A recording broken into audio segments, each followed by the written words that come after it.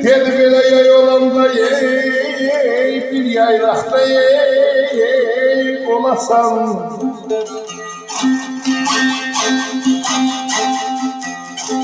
Gün aya yay olanda bir yaylaqda olasan. Narınlar yağış gele sen gele. Narınlar yağış gele sen gele.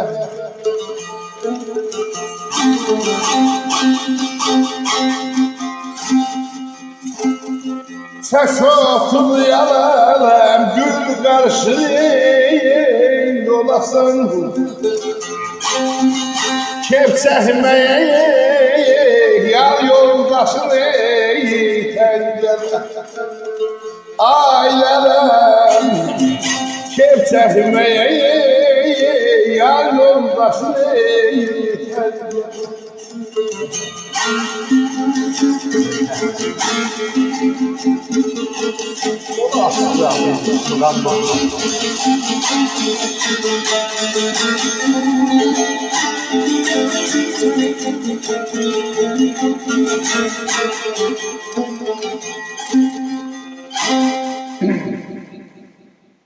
Bu şiir bu şeye münasip yazılmış bir şey. Yay günü bu bəşər aran yerində əziyyət çəkir. İklimin bölümündə. Bunun fikrindən keçir ki, kaç bir sərin yer olaydı. Adam ölsün, yaşayır. Şimdi burada isti çəkir, əzab çəkir. O səbəbə yazıb ki, yay olanda bir yay olmasın. Narın yağış gələ, çay gələ. Çəkosunu, yəni çəyli yoxdur. Çəkosunu gül qarşısız olasan, kef çəkmə, yar yoldaşın təl gələ. Yanıb bərabər gələ. Dolsa qırmaz bulaqların buzunu.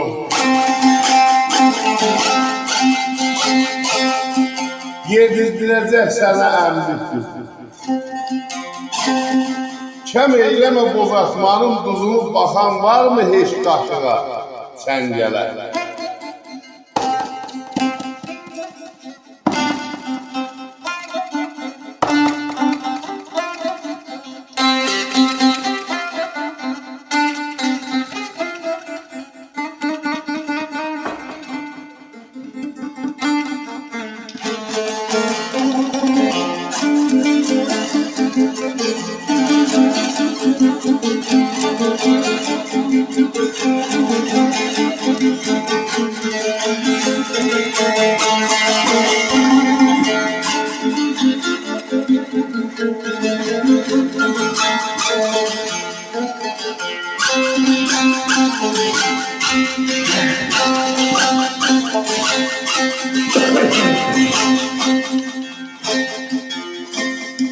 Abara yaxşı xanları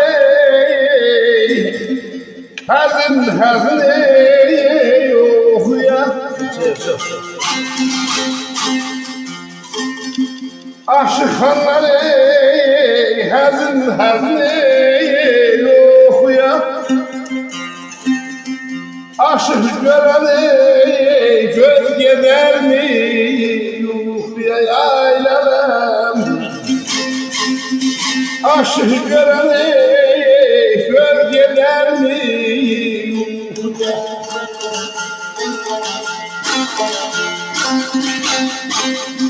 Her taraftan alem bağ havası kokuyor. Günber şakır yazı dirseklemeyi Ailem ver şakır yazı dirseklemeyi